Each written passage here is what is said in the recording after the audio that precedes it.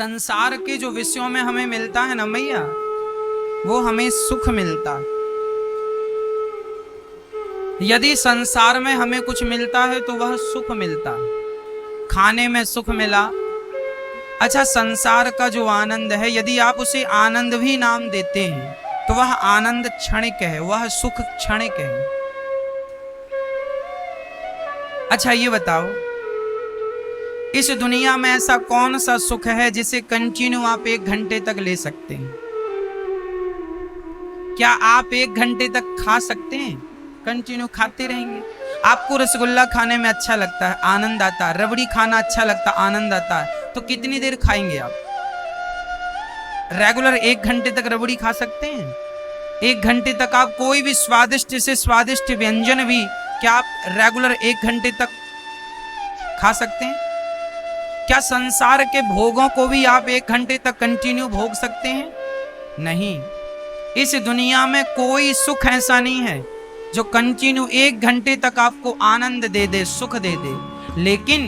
लेकिन भगवान की कथा आप 3.5 घंटे कंटिन्यू सुन सकते हैं एक आनंद के साथ। संसार में इतना सुख नहीं है, संसार का सुख क्षणिक है। संसार में जहां जहां से सुख मिलता है क्षण मात्र का, थोड़ी देर का। खाने का आनंद उतनी देर का है जितनी देर पेट में भूख है। भोगों का सुख उतनी देर है जितनी देर आप केवल भोगा सकते हैं। संसार का सुख उतनी देर है जितनी देर वह आपको दे रहा है, मिल रहा, बस। उसके बाद उससे आप तृप्त हो जाते हैं, पेट भर जाता है। संसार का सुख क्षणिक होता है, जबकि भक्ति का सुख, भगवान के भजन का सुख तो बढ़ता ही जाता है, बढ़ता ही जाता है। एक बार ये भक्ति का रोग लग गया तो ये रोग फिर कल्याण ही करता है। मीराबाई कहती है, हैरी मैं तो प्रेम दीवानी, मेरो दर्द न जाने कोई। दर्द की मारी बन बन डोलूं, वैद मिले नहीं कोई। हमें तो दर्द रोम रोम में दर्द है। किसी ने कहा, मीरा तुझे कहाँ दर्द है बता, मैं इलाज कराता हूँ वैद्य जी को बुलाकर। मीराबाई बोली, मेरा इलाज दुनिया का कोई वैद्य नहीं कर सकता। फिर कौन करेगा? बोले, जब वैद्य सांवरिया होए, जब स्वयं कृष्ण वैद्य बनकर आवे और वह मेरी नब्ज पकड़े। मेरा इलाज भी कृष्ण है और रोग भी कृष्ण है, बीमारी भी कृष्ण की है और इलाज भी उसी का, कोई दूसरी बीमारी नहीं है। अर्थ क्या है? अर्थ यही है कि हमारा जीवन तब सफल होता है भक्तों, जब हम अपने आप को भगवान के श्री चरणों में समर्पण कर देते हैं। भक्ति का रोग लग जाए, इसी रोग से हम सभी की गति है। संसार में कितना भी कुछ खा लो, कितना भी बढ़िया घर बंगला बना लो, यहाँ शांति नहीं है। किसी को मिली कि तुम्हें मिल जाएगी। रावण तो लंका में रहता था, उस लंका में रहकर भी उसे शांति मिली। फिर तुम्हारा घर कितना बड़ा है, इस घर में तुम्हें शांति मिल जाएगी? शांति मिल रही होती तो बड़े बड़े घर बना के लोग शांत हो गए होते, आनंदित हो गए होते शांति का। फिर भी तो परेशान है कि नहीं? यदि आप पैसों से संतुष्टि पाते, शांति पाते, तो पैसे कमा के ही शांति मिल जाती। पर जो पैसे कमा रहे हैं वो भी तो शांति को नहीं प्राप्त किए। मन फिर भी तो अशांत है, मन फिर भी तो कुछ और चाहता है, मन फिर भी तो कहीं भाग रहा है। क्यों? जब तक मन को भगवान नहीं मिलेंगे तब तक ये मन शांत होने वाला नहीं है। सच्ची बताएं, भूख लगी हो तो एक ही उपाय, क्या? भोजन। प्यास लगी हो तो एक ही उपाय है, सिर्फ पानी। उसी प्रकार मन, जैसे भूख का इलाज भोजन है, प्यास का इलाज पानी है, उसी प्रकार मन का इलाज क्या है? मन बहुत भटक रहा है, तो जानते हो क्यों भटक रहा है? क्योंकि अभी तक इसे भगवान नहीं मिले, इसलिए भटक रहा। यदि मन को भगवान मिल जाए, मन को भगवान में लगा दो, तो मन की जो उछल पुछल है, अशांति है, वह शांति में बदल जाएगी और आपको शांति का अनुभव मिलेगा, शांति प्राप्त होगी। आज लोगों के पास सब कुछ है, शांति ही तो नहीं है। क्यों शांति नहीं है? क्योंकि मन भगवान में लगा ही नहीं। जिनका मन संसार में लगा है उनका इतिहास उठा लो, मन ने कभी उन्हें शांति नहीं दिलाई। मन उन्हीं को शांति दिलाता है जिनका मन समय से भगवान में लग जाता है। लगा लो, लगा लो, लगा लो। भगवान आनंद के सागर हैं, विश्वोत्पत्ति आदि है। तबे भगवान करते क्या है? ये दुनिया को बनाते हैं, पालन करते हैं, चलाते हैं। ये संसार उत्पन्न करना, पालन करना, चलाना, ये सब भगवान का काम है। अच्छा, एक सज्जन ने हमसे कहा, महाराज जी भगवान है इसका सबूत दीजिए। आज हम ईश्वर के होने का एक सबसे बड़ा सबूत आज आपको देके समझाएंगे। अच्छा देखो, जब हम अपनी माँ के पेट में थे तब क्या हमारी माँ ही हमें आंख लगाने गई थी? क्या माँ ने ही हमें हाथ पांव लगाए अंदर पेट में घुस के? फिर किसने? साइंस कहता है कि यदि ये वस्तु है, साइंस की बात कर रहा हूं, साइंस कहता है कि यदि ये वस्तु है तो इसे बनाने वाला भी कोई होगा। ये साइंस का सिद्धांत। अब देखिएगा, यदि ये माइक है तो इसे बनाने वाला कोई है, यदि पंखा है तो उसे बनाने वाला कोई है, गाड़ी है तो उसे बनाने वाला कोई है, वस्तु है तो उसे बनाने वाला कोई है। तो आप अपनी माँ के पेट में बढ़िया बन गए, आंख सही जगह लग गई, नाक सही जगह लग गई, मुंह सही जगह लग गया, हाथ पांव एक्टिव हो गए, ये सब आप बन गए माँ के पेट में। तो क्या माँ ने बनाया? आंख लगाने तो माँ गई नहीं थी, कान सेट करने तो माँ गई नहीं थी, फिर ये कान किसने लगा दिए? यदि आप 9 महीने में तैयार हो गए तो सच्ची यह है बात कि आप तैयार हुए नहीं हैं, आपको भगवान के द्वारा तैयार किया गया है। ईश्वर ने ही आपकी आंख, हाथ, पांव। अब कोई कहे भगवान कहाँ है? अरे भाई, जैसे वस्तु है तो बनाने वाला कोई है, तो आप हैं तो आपको भी तो बनाने वाला कोई होगा। आप हैं तो आपको बनाने वाला कोई होगा, हाँ या ना? मैया जी समझ में आ रही है? यदि हम हैं तो हमें बनाने वाला कोई है, मनुष्य है तो उसे बनाने वाला कोई है। तो जो कोई है वह कौन है? वही ईश्वर है, वही श्री कृष्ण है, वही श्री राम है, वही नारायण है, उसी को भगवान कहते हैं। तो भक्तों अब देखना, अब मैं सबसे बड़ा सबूत दे रहा हूं। जब माँ के गर्भ से आप बाहर आए तो क्या आपके मुंह में दांत थे? दांत नहीं थे। तो भगवान को चिंता हुई कि आप जा तो रहे हैं, रोटी तो खाना पाएंगे, चावल तो खाना पाएंगे, बादाम काजू पिस्ता तो खाना पाएंगे। तो भगवान ने क्या दे दिया? माँ के गर्भ से आपका जन्म नहीं हुआ, तब तक माँ के स्तनों में दूध नहीं था, लेकिन जैसे ही आप बाहर आए अपने आप माँ के आंचल में दूध की धार बह गई। ये कौन था व्यवस्था करने वाला? कोई डॉक्टर गया था कनेक्शन जोड़ने के लिए? गया कोई ना, अपने आप जुड़ गया ना। कौन है ये व्यवस्था? अनादि काल से तुम्हारे दूध पीने की ना जोड़ता तो क्या पीते? मरना जाते भूखे। बच्चा पैदा हुआ और माँ के स्तनों में दूध की धार आ गई। यह व्यवस्था किसकी थी? मैया जी किसकी व्यवस्था है ये? ईश्वर की। जब दांत न थे तब दूध दियो, अब दूध दियो तो को अन्न भी दे है। जल में छल में पशु पक्षी की सबकी सुधि लेते हैं, तेरे हूँ ले हैं। जान को देत अजान को देत, जहान को देत वो तो को भी दे है। रे मन मूर्ख सोच करे क्यों, सोच करे कछु हाथ न आई है। जिस परमात्मा ने तुम्हें माँ के गर्भ में नहीं मरने दिया भूख से, वह परमात्मा तुम्हें इस धरती पर नहीं मरने देगा भूख से। वह ईश्वर तुम्हें नहीं मरने देगा। बचाने वाला वो है तो कोई मार नहीं सकता, और मारने वाला वो है तो फिर कोई बचा नहीं सकता। इसलिए ईश्वर ही मारने वाले हैं और वही बचाने वाले हैं। इसलिए विश्वास भगवान पे करना सीखो। एक ईश्वर, हाँ। श्री प्रहलाद जी कहते हैं ना कि मारने वाला है भगवान और बचाने वाला है भगवान। भगवान की शरणागति ग्रहण करनी है। एक कृष्ण के सिवा हमारा रक्षक कोई नहीं।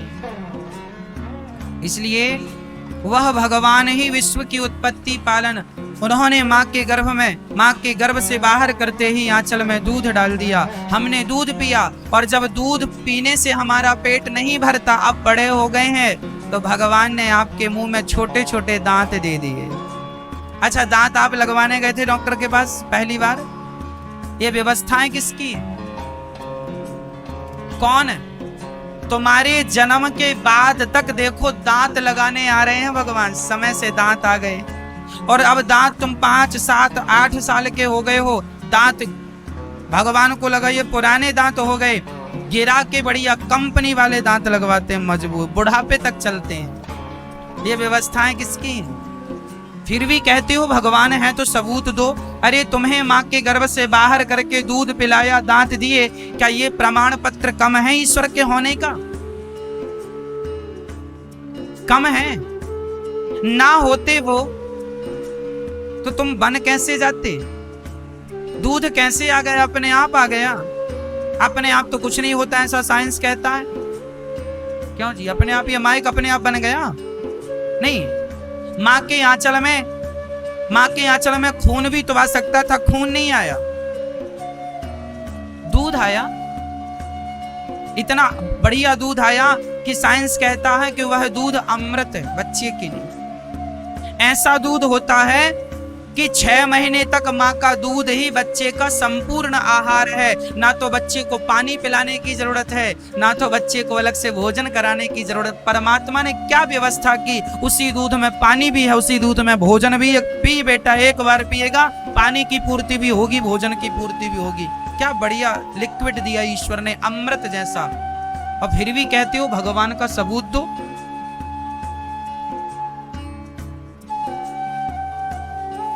तो ईश्वर क्या करते हैं? विश्व की उत्पत्ति, पालन और संहार करते हैं। वह भगवान समस्त दुखों का नाश करते हैं।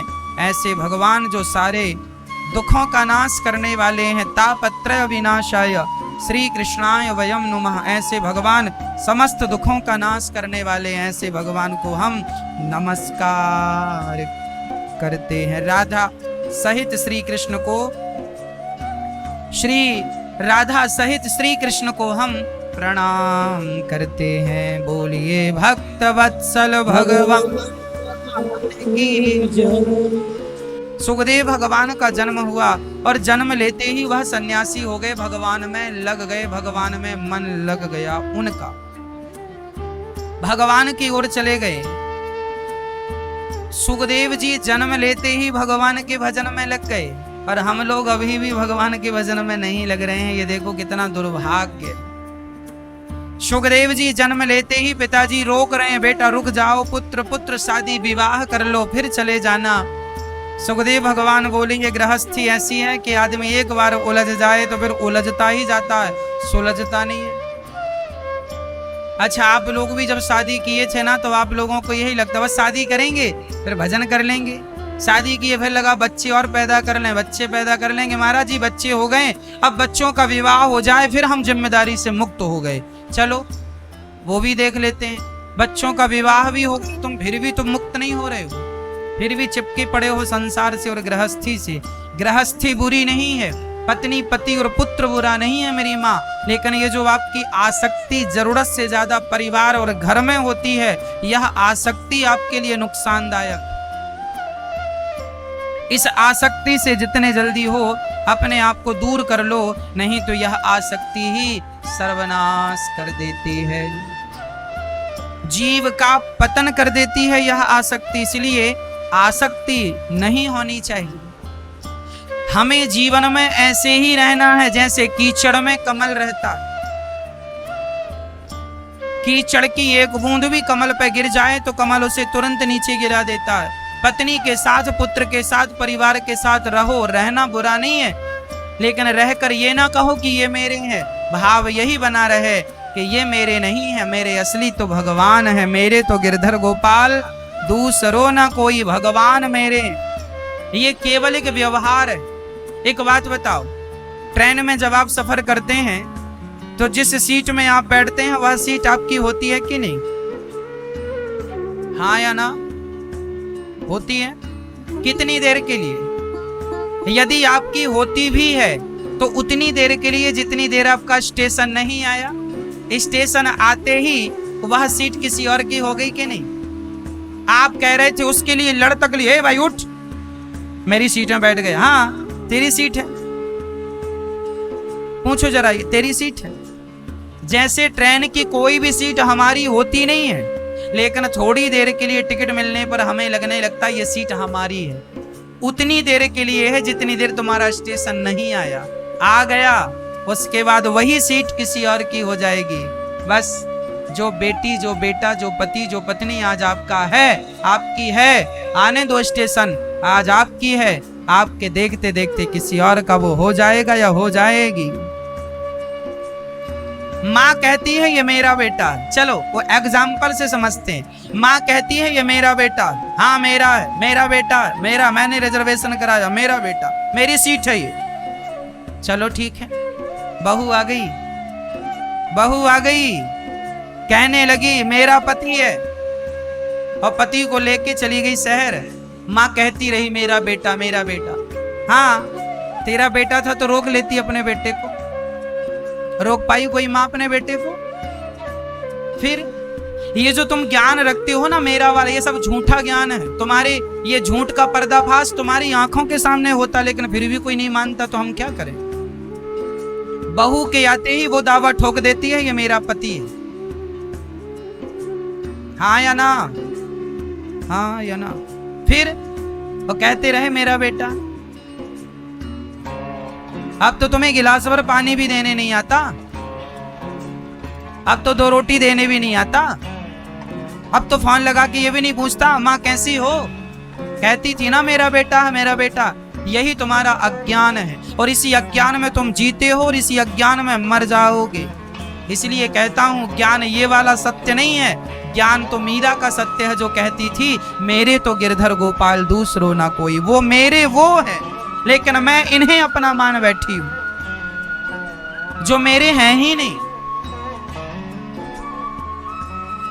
ये ईश्वर की व्यवस्था है। आया है सो जाएगा राजा रंग फकीर, एक सिंहासन चढ़ चला एक बंधा जंजीर। जाना सबको ही है, कोई सिंहासन पर चढ़ के जाएगा, कोई जंजीरों में बंध के जाएगा, रहेगा यहाँ कोई नहीं। ये भटिंडा आज के 100 साल पहले भी था और आज के 100 साल बाद भी रहेगा। आज के 100 साल पहले आप में से यहाँ कोई नहीं था और आज के 100 साल बाद आप में से यहाँ कोई नहीं रहेगा। कहानी केवल 100 सालों की है मेरी माँ, ये 100 साल संभाल लो। 100-200 साल पहला भी भटिंडा था, लेकिन आप में से कोई नहीं था। 200 साल बाद भी भटिंडा तो रहेगा, पंजाब तो रहेगा, भारत तो रहेगा, लेकिन ना तुम रहोगे ना हम रहेंगे।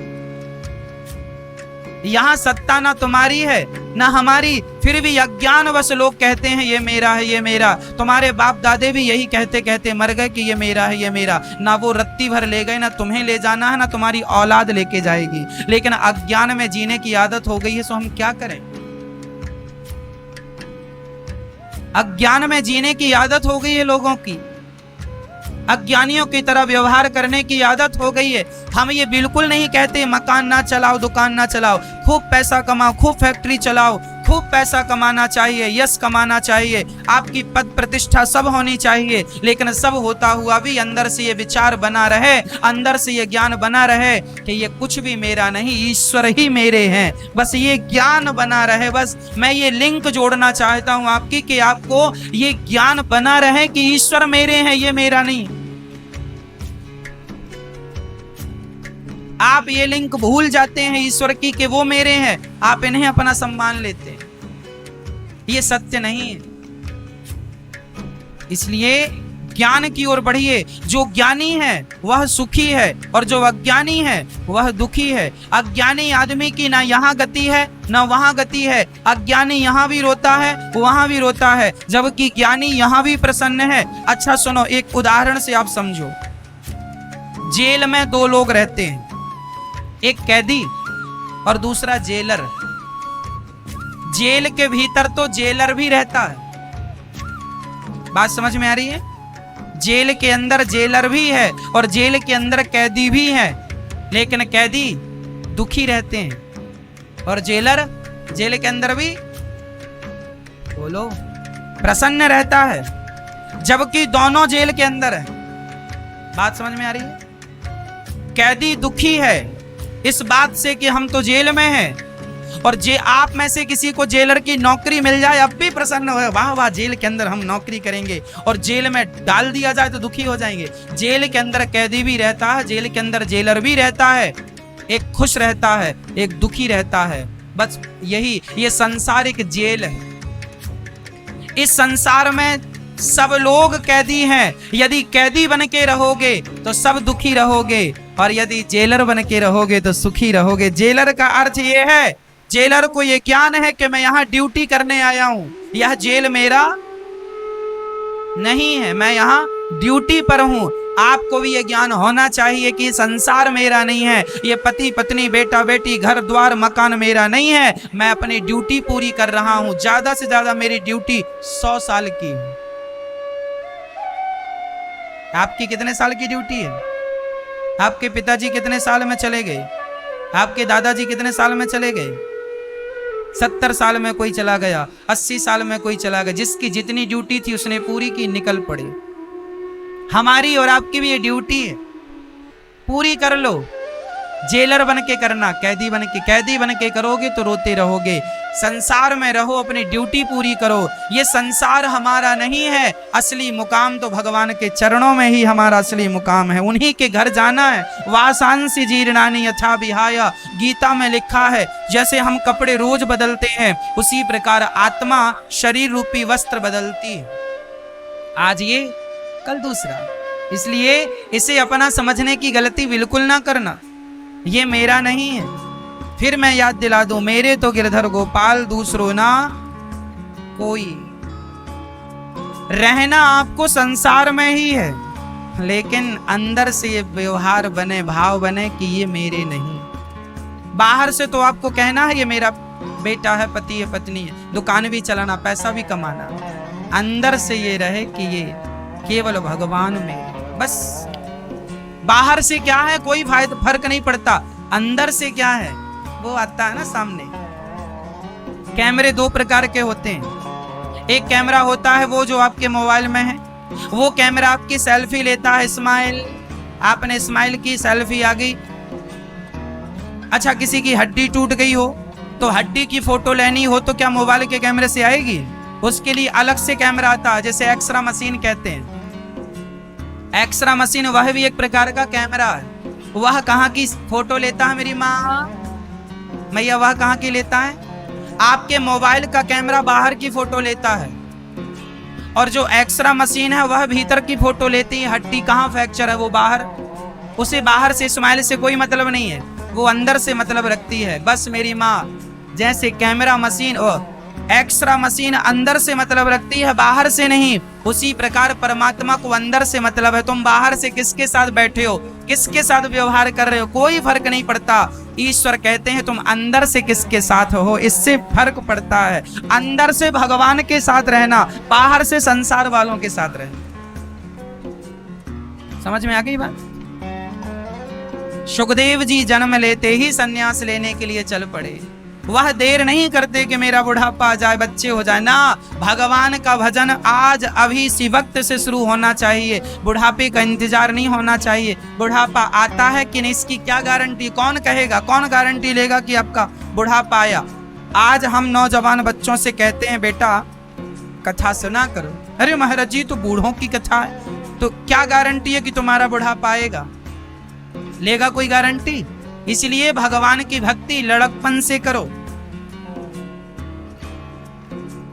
हाँ, ज्ञान बच्चों को लड़कपन से दो ना। ध्रुव जी ने लड़कपन से भक्ति की, प्रहलाद जी ने लड़कपन से भक्ति की, गुरु नानक देव जी ने, गुरु गोविंद देव जी ने लड़कपन से ज्ञान प्राप्त किया, और लड़कपन से अपने आप का कल्याण करके उन्होंने समाज को सही रास्ता दिखा दिया।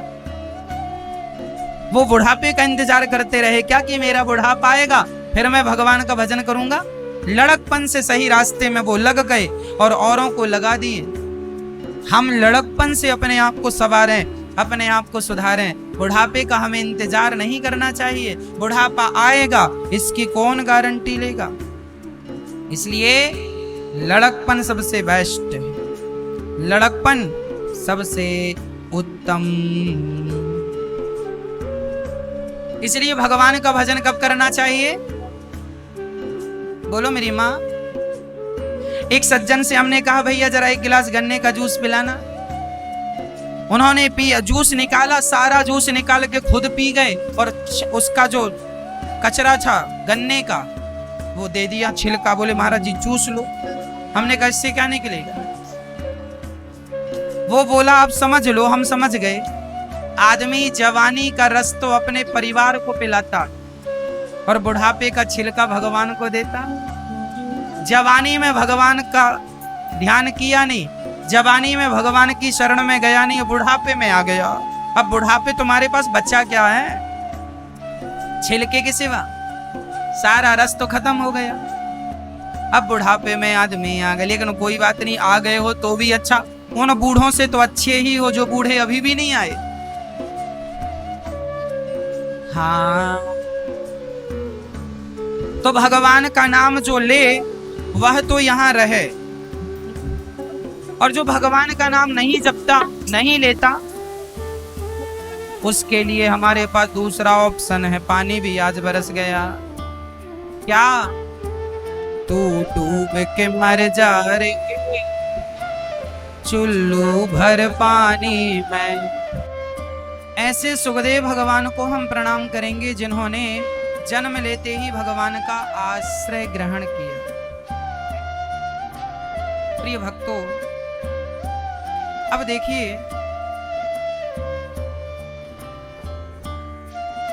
आइए चलते हैं नैमिषारण्य, जहां 88,000 संतों का मेला लगा। 88,000 संत बैठे हैं और सूत जी महाराज जब आए सभी ने खड़े होकर स्वागत किया। महाराज हमें कथा सुनाइए, ऐसी कथा सुनाइए जिससे कृष्ण की प्राप्ति हो जाए। कृष्ण प्राप्ति करम शाश्वत साधनम तत्वदाधुना। ऐसी कथा सुनाइए जिससे हमें कृष्ण की प्राप्ति हो जाए। तब कहते हैं कि ये जो भागवत है, यह भागवत आपको कृष्ण की प्राप्ति। एक बार जब राजा परीक्षित को भागवत सुनाई जा रही थी तो वहां पर इंद्र भी आए और इंद्र ने कहा कि हमारे अमृत को आप सुखदेव जी ले लो और हमें भागवतामृत पिला दो। अच्छा, ये जो भागवत आप लोग श्रवण कर रहे हैं ना, यह भागवत तो देवताओं को भी दुर्लभ है।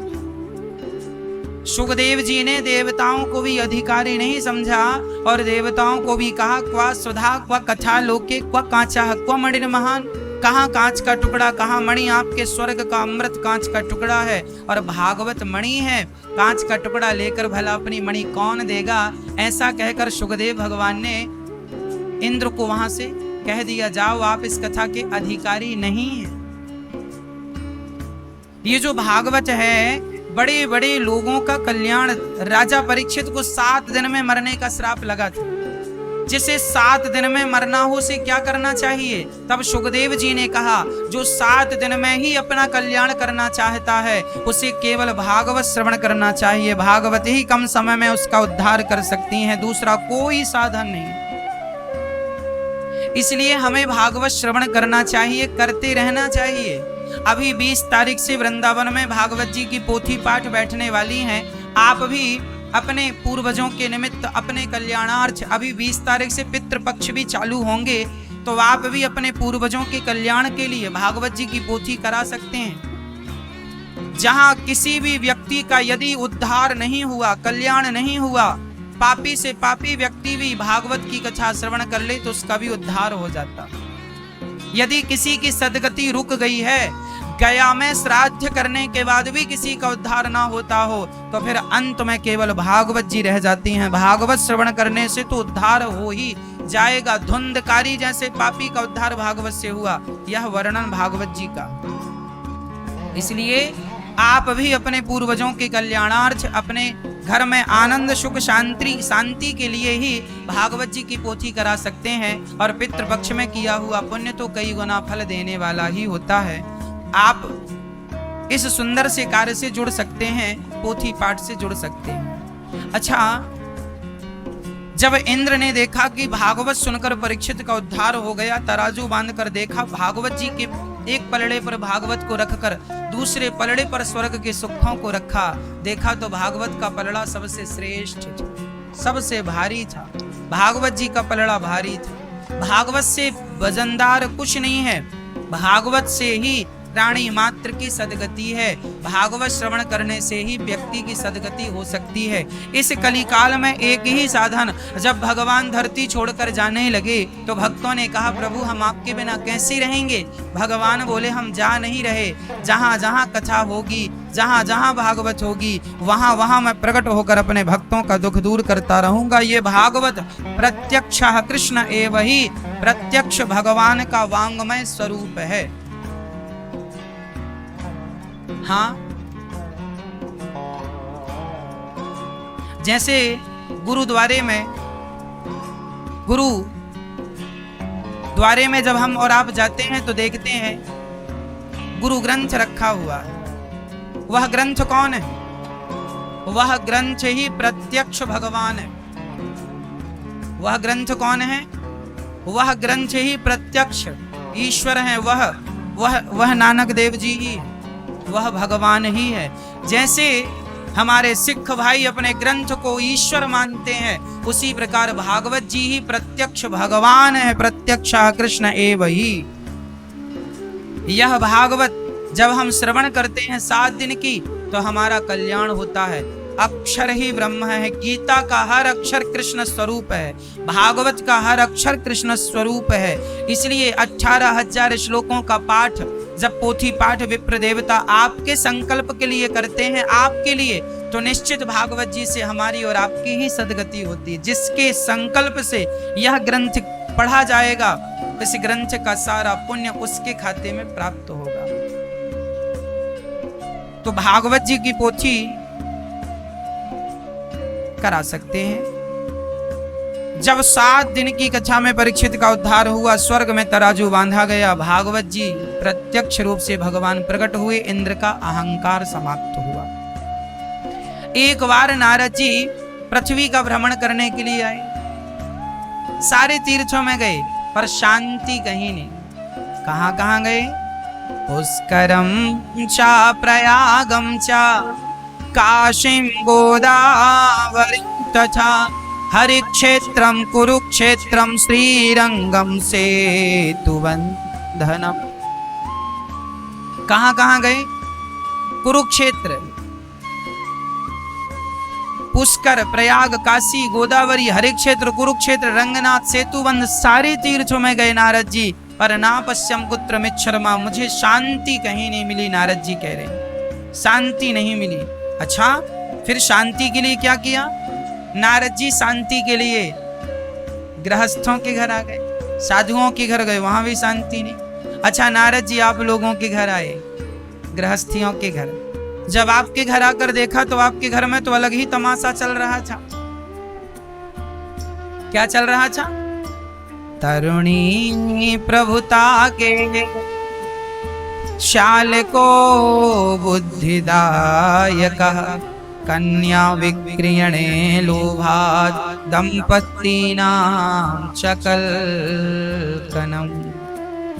आज घर में नई नई बहुओं की चल रही है। नारद जी ने कहा आज तो घर में नई नई बहुओं की चलती है, सासू माँ की कोई पूंछ ही नहीं है। अच्छा, आप लोगों की पूंछ है कि नहीं? मैया हनुमान जी की तो पूंछ थी, आप लोगों की है या नहीं? हाँ या ना? नहीं। अच्छा, आप लोग कहते हैं हमारी कोई पूंछ नहीं, और आपके घर में झगड़ा किस बात का है? पूंछ का। हमें पूछा नहीं।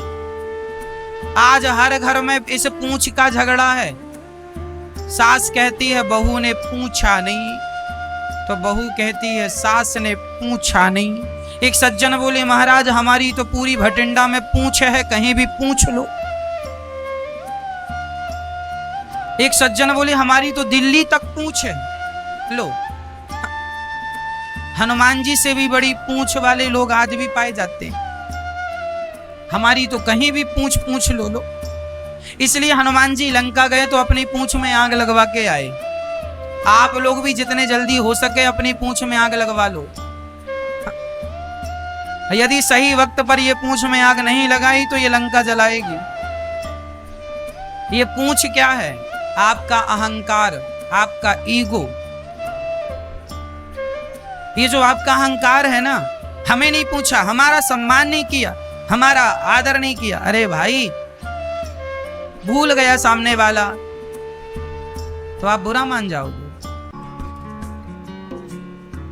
सास कहती है बहू मेरा आदर सम्मान नहीं करती। अरे घर की बहू, घर की सास, तुम अपनी बहू से सम्मान करवा रही हो। कुछ ऐसा काम करो कि जमाना सम्मान करे। बहू क्या सम्मान करेगी? जितना कर रही है ठीक कर रही है। आदमी को सम्मान की बड़ी भूख होती है। अरे सम्मान ही चाहना है तो घर के लोगों से क्या सम्मान चाहते हो? कुछ ऐसा करो कि जमाना आपका सम्मान करे। कुछ करने से सम्मान होता, घर में खटिया तोड़ते रहो, कोई एक सम्मान करो, कोई सम्मान करेगा? घर में ही पड़े हैं और कहे सम्मान करो, करेगा कोई सम्मान? अरे सम्मान उनका होता है जो सम्मान के योग्य होते हैं। इसलिए आप सम्मान की चाहत, जो आपकी चाह है, इच्छाएं हैं, इस इच्छाओं की पूंछ में, ये आपकी जो इच्छा है ना, यही आपकी पूंछ है। और इस इच्छा रूपी पूंछ में आग लगवा दो। हनुमान जी लंका गए तो पूंछ में आग लगवा दी। पूंछ बुझाई खोई श्रम, धरि लघु रूप बहोरी, जनक सुता के आगे ये ठाण भयं कर जोर। हनुमान जी अब उन्हीं पूंछ पर आग लगवाते हैं, शांति का अनुभव होता है। अच्छा, हनुमान जी ने पूंछ में आग क्यों लगवाई? क्योंकि हनुमान जी लंका जला के जाते तो राम जी कह रहे हैं, हनुमान जी आपने तो बड़ा काम कर दिया, लंका जला दी, सीता का पता लगाया, जो कोई ना कर सका वो आपने किया। तो हनुमान जी का अहंकार बढ़ जाता कि नहीं? यदि आपकी कोई तारीफ करने लग जाए ना तो आपका अहंकार बढ़ जाता है। हाँ, हनुमान जी की तारीफ तो सारा संसार करता है। सोचो हनुमान जी का अहंकार कितना बढ़ जाता। इसलिए हनुमान जी बोले कि एक काम करो, जमाना तारीफ करे। लंका जला के सीता माँ का पता लगा के राम जी तक पहुंचे, उसके पहले ही पूंछ में आग लगवा दी। ना रहेगा बांस ना बजेगी बांसुरी, पहले ही आग लगवा दी ताकि अहंकार आए ही। अहंकार आने का रास्ता क्या है? पूंछ, पहले ही पूंछ में आग लगवा दी। तो आप भी अपने अहंकार को समाप्त कर दीजिए। जो मिल जाए सम्मान बहुत है, कर्म अच्छे करोगे तो जमाना सम्मान करेगा। अच्छे कर्म नहीं करेगा कौन सम्मान करेगा?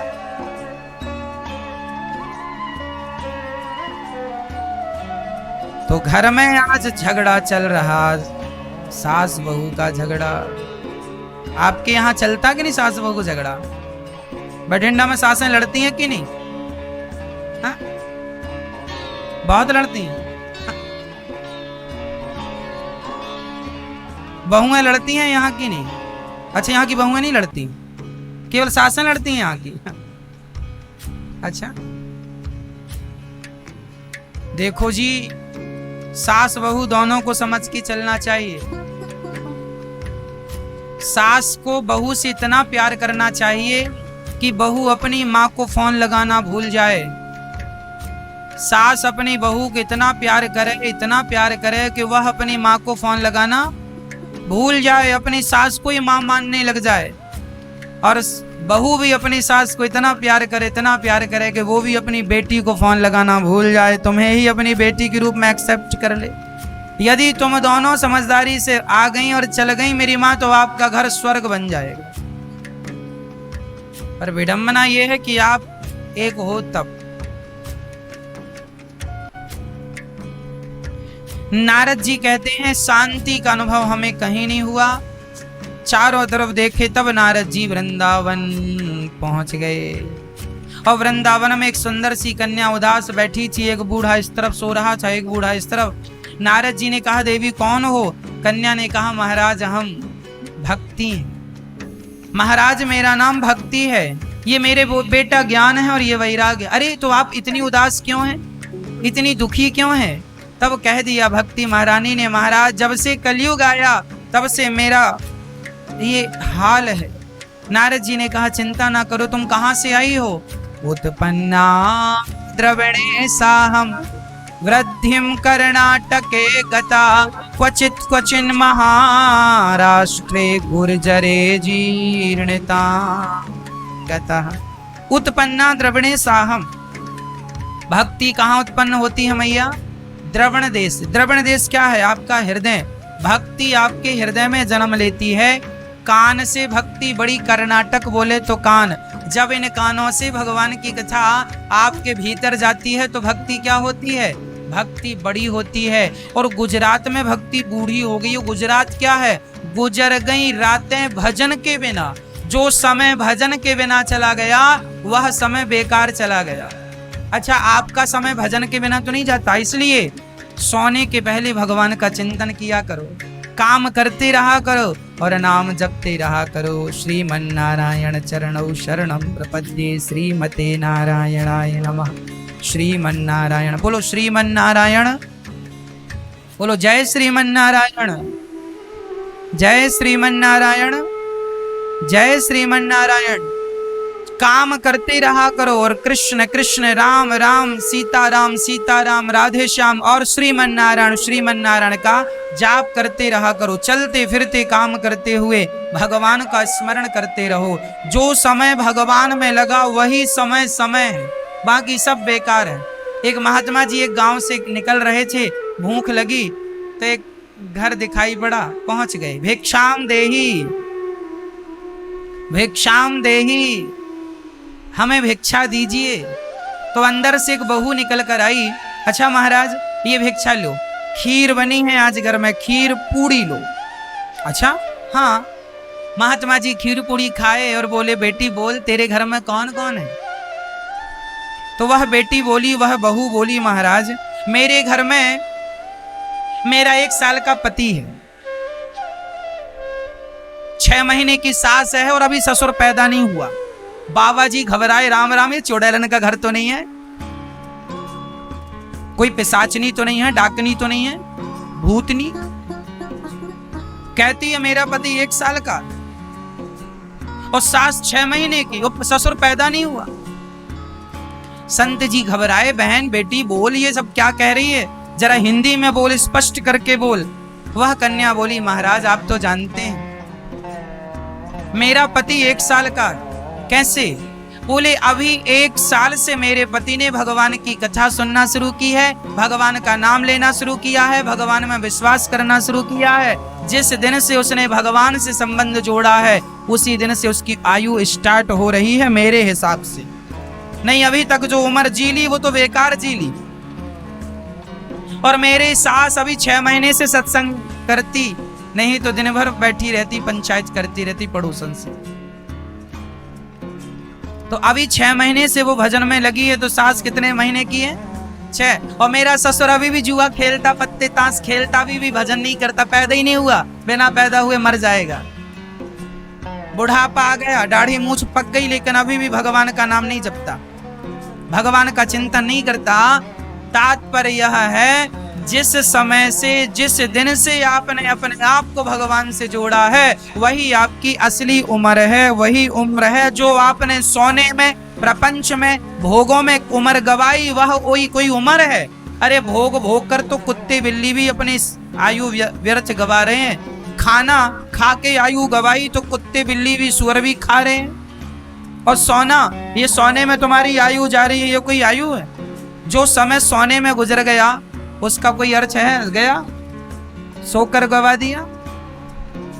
जो समय भगवान के भजन में लगा, जो समय आत्म कल्याण में लगा, जो समय परमार्थ परोपकार में लगा, वही समय सार्थक। इसलिए ये दास अनिरुद्ध वृंदावन में रोज सवेरे 8 बजे से गौरी गोपाल अन्य क्षेत्र में हजारों संतों का भोजन प्रसादी बंटता है। आप टीवी के माध्यम से देख पाते होंगे, वृंदावन में लंगर चलता है। सवेरे 8 बजे से लेकर रात्रि के 10 बजे तक लंगर चलता है, जिसमें लगभग 10,000 लोग रोज भोजन करते हैं, रोज भोजन करते हैं। कंटिन्यू वर्षों से चलता आ रहा है। ये दास अनिरुद्ध ये सेवाएं रोज करता आप टीवी के माध्यम से देख पा रहे हैं। ये गौरी गोपाल अन्य क्षेत्र में जो फुटपाथ पर सोने वाले साधु संत हैं, ये सभी भोजन प्रसादी लेते हैं। आप भी एक दिन का अन्य क्षेत्र बंटवा सकते हैं, आप भी एक दिन का लंगर अपनी ओर से करवा सकते हैं, ताकि आपकी रोटी ये साधु संत खावें और आपको आशीर्वाद दें। ये वही साधु संत हैं जो दिन भर भगवान की शरण में रहते हैं, परिक्रमा लगाते हैं, बिहारी जी का दर्शन करते हैं। ऐसे संतों को भोजन देना हमारे लिए बड़े गर्व की बात है। और वृंदावन में कोई भी आ जाए, मैं आपसे कहे जाता हूं कि जब आप भी वृंदावन कभी आवें तो गौरी गोपाल वृद्धाश्रम जरूर आइएगा, भोजन वहीं कीजिएगा। चाहे 10,000 लोग आए, चाहे 20,000 लोग आए, सबके लिए वहां रसोई चल रही है, गौरी गोपाल जी की रसोई। ये दास अनिरुद्ध जो भी आप लोग सहयोग करते हैं, जो भी दान करते हैं, उससे आप सभी भक्तों को भोजन कराया जाता है। अन्नदान बड़ा दान है। अन्नदान की सबसे पहली शुरुआत सनातन संस्कृति में तो अनादि काल से अन्नदान की महिमा है, लेकिन पंजाब की धरती पर अन्नदान की महिमा को गुरु नानक देव जी ने शुरू किया था। गुरु नानक देव जी ने पहली लंगर सेवा स्टार्ट की थी। इस दरबार से, गुरुद्वारे से कोई भूखा ना जाए, यह आदेश था गुरु नानक देव जी का। उसी प्रकार ऐसे महान पुरुषों के वचनों को अपना आदर्श मान करके ये दास अनिरुद्ध ने भी गौरी गोपाल जी की रसोई स्टार्ट की है वृंदावन की धरती में, कि बिहारी जी का दर्शन करने वाले कोई भी भक्त आए, वृंदावन से भूखे ना जाएं, सबको भोजन मिले। तो आप भी गौरी गोपाल जी की रसोई में एक दिन का भोजन अपनी ओर से करवा सकते हैं। कभी भी आप वृंदावन आए तो इन सेवाओं को अपनी आंखों से देखें। हजारों भक्त रोज आते हैं और रोज दर्शन करते हैं। गौरी गोपाल अन्य क्षेत्र और गौरी गोपाल जी की रसोई, यह दो सेवाएं वहां। इसके अतिरिक्त गौरी गोपाल वृद्धाश्रम, वृंदावन में गौरी गोपाल वृद्धाश्रम है, जहां लगभग 200 वृद्ध माताएं रहती हैं। वह माताएं जिनके अपने बच्चों ने घर से निकाल दिया, सेवा करने को तैयार नहीं है। एक बेटे ने तो बोला अपनी माँ से फोन लगा के कि तुम घर में आ मत जाना। एक बच्चे ने तो कह दिया कि मैं माँ की अस्थियां लेने को भी तैयार नहीं हूं, माँ मर जाएगी तो उसकी अस्थियां भी नहीं लूंगा। ऐसे बेटे हैं जो अपनी माँ से कहते हैं कि मैं तुम्हारी अस्थियां भी नहीं लूंगा। ऐसी वृद्ध माएं जिनके अपने बच्चों ने घर से दुत्कार दिया, परेशान कर लिया, घर से निकाल दिया। ऐसी वृद्ध माएं जो निराश्रित माएं थी, जिनका कोई आसरा नहीं था, कोई सहारा नहीं था, उन्हें गौरी गोपाल वृद्धाश्रम में माँ का दर्जा दे के रखा गया है। 200 माताएं रहती हैं, आप कभी भी आके दर्शन कीजिएगा। टीवी के माध्यम से कोई ना कोई माँ रोज आती है, उन्हें रखा जाता है। आप ये सब सेवाएं टीवी के, आप लोगों ने ये टीवी के माध्यम से सेवाओं का दर्शन किया कि नहीं? आप लोगों ने, किन किन ने किया? हाथ उठाइए। आप सबने किया, बहुत बहुत धन्यवाद आपका। आप अपनी आंखों से देखने के लिए भी वृंदावन आइए। जो हम कहते हैं वह सत्य है कि नहीं, उसे देखने के लिए वृंदावन आइए और अपनी आंखों से देखकर मोहर लगाइए कि वह सत्य है, जो हम कह रहे हैं कि झूठ है। तो आप सभी आकर दर्शन कर सकते हैं। तो यहाँ ये सेवाएं, वहां पर एक चिकित्सा भी चल रही है, गौरी गोपाल चिकित्सालय, जहां सबका निःशुल्क इलाज चलता, कोई पैसा किसी से नहीं, सबको दवाई निःशुल्क, डॉक्टर साहब इलाज देते हैं। एक बड़ा हॉस्पिटल बनाने का भी प्रोग्राम है। देखो, ऐसा है कि आज भारत में इलाज के अभाव में लोग मर जाते हैं। कई गरीब लोग तो ऐसे होते हैं जो इलाज नहीं करा पाते। मैं भारत की सरकार से निवेदन करना चाहूंगा कि भारत में 2 चीज फ्री होनी चाहिए। पहली तो शिक्षा और दूसरा स्वास्थ्य। यदि इलाज सबका फ्री हो जाए तो बीमारी से तो कोई ना मरे। आज लोग मैया 10-10 हजार पैसा ना होने से गरीब आदमी 10,000 ना देने से मर जाता। गरीब आदमी 10,000 के अभाव में मर जाता है। एक मैया के बारे में मेरे को पता चला, उनके पेट में बच्चा, डिलीवरी का समय था, घूम गया तो डॉक्टर, घूम गया मतलब पलट गया, उल्टा हो गया, ऐसा डॉक्टर बताते हैं। तो क्या हुआ कि उसे डॉक्टर ने बताया कि 25,000 रुपए का ऑपरेशन होगा। 20 से 25,000 का उन्हें बताया। वह इतना गरीब आदमी था कि वह 20 से 25, वो मजदूर आदमी था, 20 से 25,000 रुपए का जुगाड़ ना कर पाया, ना रकम जुटा पाया, सही समय पर इलाज ना कर पाया। अंत में जच्चा बच्चा दोनों मर गए। अंदर जो पेट में बच्चा था वह भी मर गया और माँ भी मर गई। किसके कारण? मात्र 20 से 25 हजार रुपए के कारण। तो क्या हमारे भारत में इलाज फ्री नहीं होना चाहिए? आज सरकारी हॉस्पिटल है तो सही, लेकिन आलम यह है कि वहां जाओ तो दवाइयां लिख देते हैं, साहब ये दवाई बाहर से खरीद लो। अरे दवाई बाहर से ही खरीदने के लायक होते तो सरकारी हॉस्पिटल आते ही क्यों? यदि दवाई हमें बाहर से ही खरीदनी होती तो हम क्यों आते सरकारी हॉस्पिटल? तो सरकारी हॉस्पिटल में दवाइयां पूर्ण रूप से फ्री नहीं मिलती, जबकि हम कहते हैं भारत में यदि भारत को समृद्धवान बनाना है, यदि विश्वगुरु बनाना है, तो भारत में दो चीजें निःशुल्क होनी चाहिए। पहला तो इलाज। भारत के उत्तर, दक्षिण, पूर्व, पश्चिम, चाहे भारत का कोई सा भी हिस्सा हो, गांव हो या शहर, सबका इलाज निःशुल्क होना चाहिए कि नहीं?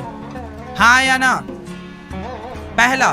दूसरा, आज गरीब से गरीब आदमी के बच्चे के पास टैलेंट तो है, लेकिन बड़े से बड़े कॉलेज में नाम कैसे लिखवाए? कहां से लाए 50,000 रुपए? कहां से लाए लाख रुपए? अब बताओ, बड़े से बड़े कॉलेज में नाम लिखाने के लिए लाखों की फीस लगती है कि नहीं?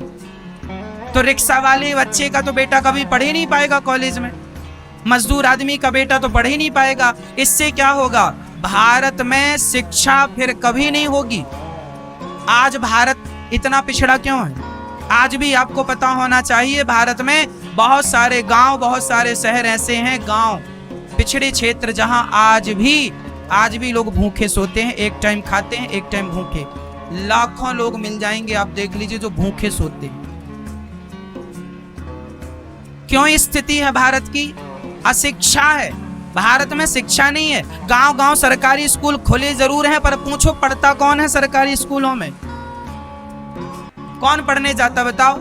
इसलिए आपसे निवेदन करता हूं कि अब आपके घर कोई भी कहे कि हमें वोट दो, तो नेताजी से ये कहा करो कि आप अपने बच्चे को सरकारी स्कूल में पढ़ाओ। जब देश के हर नेता का बेटा सरकारी स्कूल में पढ़ेगा, तब देश के स्कूलों की व्यवस्थाएं अच्छी होंगी, फिर हम भी पढ़ाएंगे और आप भी पढ़ाएंगे। मैंने अमेरिका के बारे में सुना था कि बराक ओबामा जो पूर्व राष्ट्रपति थे, बराक ओबामा का बेटा और बराक ओबामा के ड्राइवर का बेटा दोनों ही एक स्कूल में पढ़ते हैं।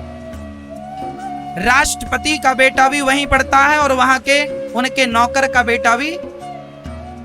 यदि शिक्षा में समानता है मेरी माँ, जिस देश की शिक्षा में समानता होती है वह देश तरक्की कर जाता है। अमेरिका क्यों तरक्की कर गया? क्योंकि वहां शिक्षा निःशुल्क है, स्वास्थ्य निःशुल्क है।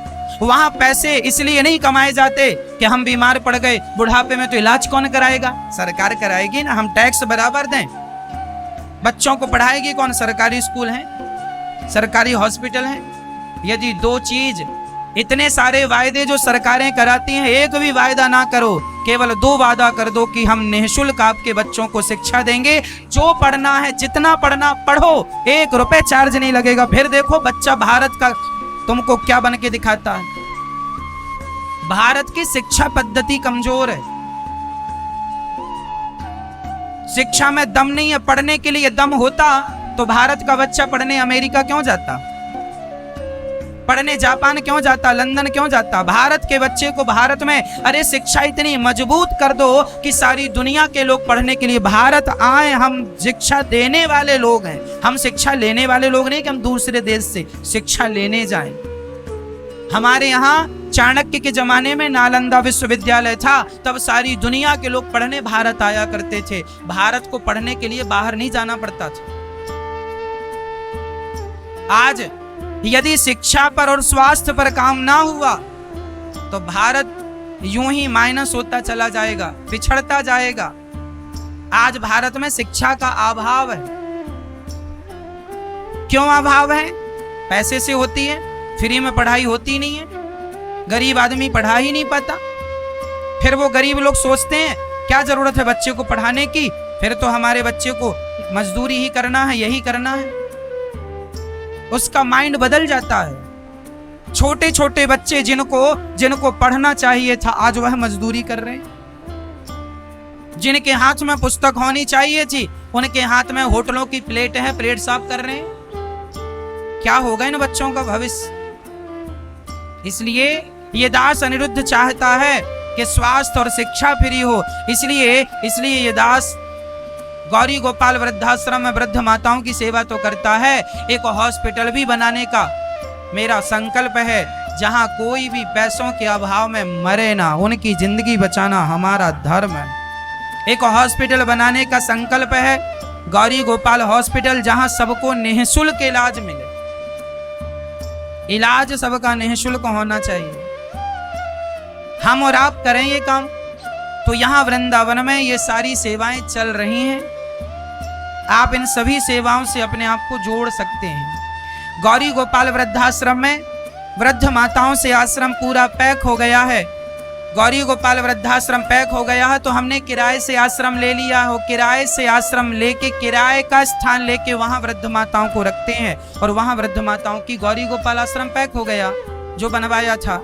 अब दूसरा लेके किराए से वहां रखा गया है। एक बड़ा आश्रम बनाने का कार्य चल रहा है, जहां एक बड़ा आश्रम बनेगा, जहां 1000 वृद्ध माताएं एक छत के नीचे रहेंगी, ऐसा प्रयास जारी है। तो आप भी एक कमरा बनवाकर वृद्ध माओं के नाम समर्पित कर सकते हैं। यदि ईश्वर ने आपको सामर्थ्यवान बनाया है, तो आप भी एक कमरा बनवा के वृद्ध माताओं को समर्पित कर सकते हैं।